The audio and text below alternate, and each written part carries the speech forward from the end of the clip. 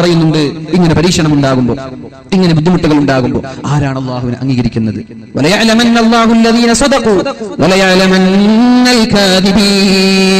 ആരാണ് സത്യനിഷേധികൾ, ആരാണ് അള്ളാഹുവിനെ നിഷേധിക്കുന്ന ആളുകൾ ആരാണെന്ന് മനസ്സിലാക്കാനാണ് അള്ളാഹു ഇങ്ങനെ പരീക്ഷണം നൽകുന്നത്. പിടിച്ചു നിൽക്കണം നമ്മൾ.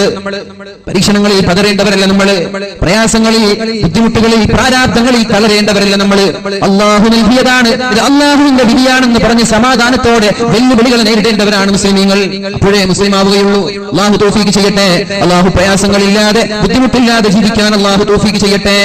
അള്ളാഹുവിന്റെ ഹബീബായ റസൂലുള്ളാഹി സ്വല്ലല്ലാഹു അലൈഹി വസല്ലമ തങ്ങളോട് മഹാനായ ഖബ്ബാബ് ഇബ്നു അൽ-അറത്ത് റളിയല്ലാഹു അൻഹു ചോദിക്കുന്നുണ്ട്, യാ റസൂലല്ലാഹ്, അള്ളാഹുവിന്റെ ഹബീബേ, എത്ര കാലമായി ഇങ്ങനെ കഷ്ടപ്പെടാൻ തുടങ്ങിയിട്ട്, എത്ര കാലമായി പ്രയാസങ്ങൾ അനുഭവിക്കാൻ തുടങ്ങിയിട്ട്, ലാ ഇലാഹ ഇല്ലല്ലാഹ് മുഹമ്മദുർ റസൂലുള്ളാഹ് എന്ന് പറഞ്ഞത് മുതൽ സമാധാനം കിട്ടുമോ, സന്തോഷം ലഭിക്കുമോ എന്ന് കാത്തിരിക്കാൻ തുടങ്ങിയിട്ട് ദിവസങ്ങളായി. എന്നാണ് ഈ സമാധാനം വരുന്നത്? എന്നാണ് ഈ സന്തോഷം വരുന്നത്? എത്ര പ്രയാസങ്ങളാണ് സഹിക്കാൻ തുടങ്ങിയത്? അലാ തസ്തൻസിറു ലനാ, നബിയേ, അങ്ങ് ഞങ്ങൾക്ക് വേണ്ടി വന്ന് അള്ളാഹുവിനോട് സഹായം ചോദിച്ചുകൂടെ? അലാ തദഉല്ലാഹ ലനാ, ഞങ്ങൾക്ക് വേണ്ടി അള്ളാഹുവിനോടൊന്ന് ദുആ ചെയ്തുകൂടെ? കഴിയുന്നില്ല നബിയേ, എത്ര കാലമായി പരീക്ഷണങ്ങളുടെ നടുക്കടലിൽ ജീവിക്കാൻ തുടങ്ങിയിട്ട് ഒന്ന് ദുആ ചെയ്തുകൂടെ അള്ളാഹുവിനോട്? ആരാണ് ഖബ്ബാബ് ഇബ്നു അൽ-അറത്ത് റളിയല്ലാഹു അൻഹു? ആരാണ്?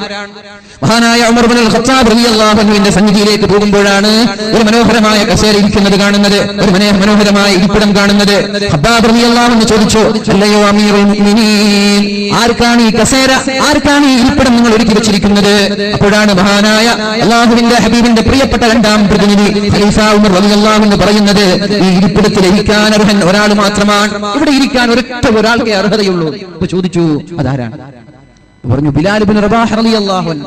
ബിലാൽ റളിയല്ലാഹു അൻഹു എന്നല്ലാതെ വേറെ ഒരാൾക്കും ഇവിടെ ഇരിക്കാൻ അർഹതയില്ല. അതിന്റെ ശക്തമായ കത്തിജ്വലിക്കുന്ന സൂര്യന്റെ താഴെ നഗ്നനായി, വിവസ്ത്രനായി ലാ ഇലാഹ ഇല്ലല്ലാഹ് എന്ന് ഉച്ചരിച്ചതിന്റെ പേരിൽ, അല്ലാഹുവിന്റെ ഹബീബിൽ വിശ്വസിച്ചതിന്റെ പേരിൽ ക്രൂരമായ മർദ്ദനങ്ങൾ ഏൽക്കേണ്ടി വന്ന ആളാണല്ലോ ബിലാൽ റളിയല്ലാഹു അൻഹു.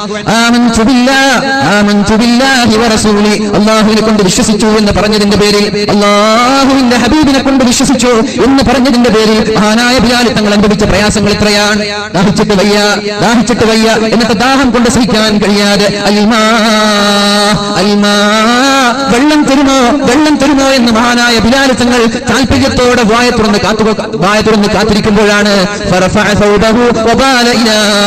മഹാനായ ബിലാൽ തങ്ങളുടെ കലിമത്ത് തൗഹീദ് ഉച്ചരിച്ച ആ വായയിലേക്ക് വസ്ത്രം ഉയർത്തിക്കൊണ്ട് മൂത്രമൊഴിച്ചു കൊടുക്കുന്നത്.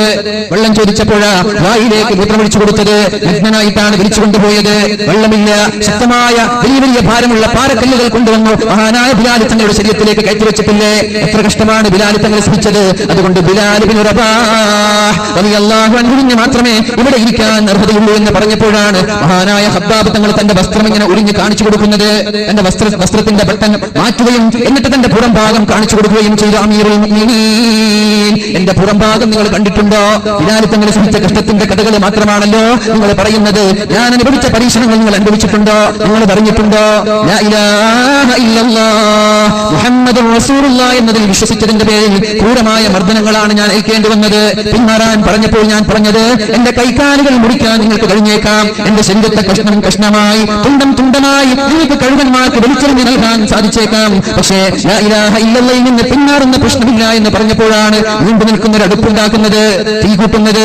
എന്നിട്ട് വിവസ്ത്രനായ എന്നെ അവരടുപ്പത്തേക്ക് വലിച്ചെറിയുകയാണ്. എന്നിട്ട് എന്നോട് ചോദിച്ചു, മാറാൻ തയ്യാറുണ്ടോ? അടുപ്പത്തിൽ എന്റെ ശരീരം ഇങ്ങനെ പൊരിഞ്ഞുകൊണ്ടിരിക്കുകയാണ്, എന്റെ തോളുകൾ ഇങ്ങനെ ദ്രവിച്ചുകൊണ്ടിരിക്കുകയാണ്. എന്നോട് ചോദിക്കുന്നുണ്ട്, ഇസ്ലാമിൽ നിന്ന് പിന്മാറാൻ തയ്യാറുണ്ടോ?